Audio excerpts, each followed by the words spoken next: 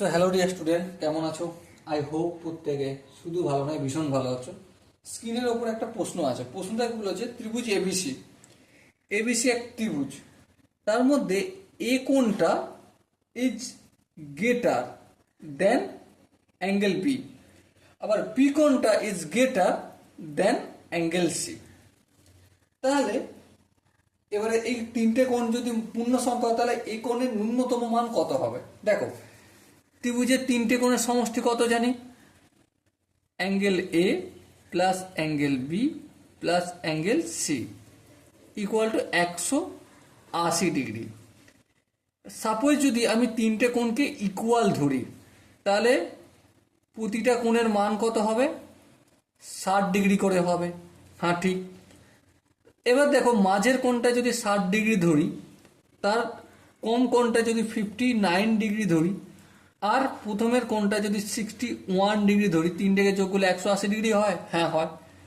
আর এখানে 61 ডিগ্রিটাকে যদি আমি এ বলি, 61 is greater than B, B বলতে 60 degree, 60 degree is greater than C, C বলতে অ্যাঙ্গেল 59 ডিগ্রি। তাহলে এই হচ্ছে আমার ক্লিয়ার হয়ে গেল। তাহলে এটার কত ডিগ্রি ন্যূনতম মান হতে হবে?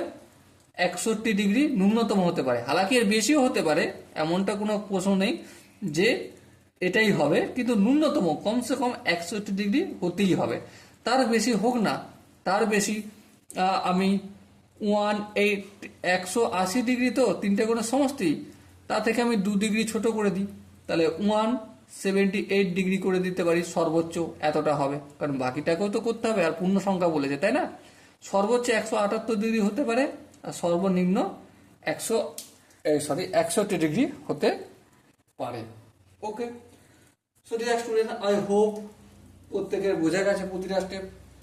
কোনো স্টেপ যদি বুঝতে অসুবিধা হয়, কনসেপ্ট বুঝতে ডাউট থেকে যায়, তো ডেফিনেটলি কমেন্ট সেশনে জানিও। ওকে, তো দেখা হচ্ছে পরবর্তী সেশনে। ততক্ষণ পর্যন্ত ভালো থেকো, সুস্থ থেকো এবং জয় হিন্দ।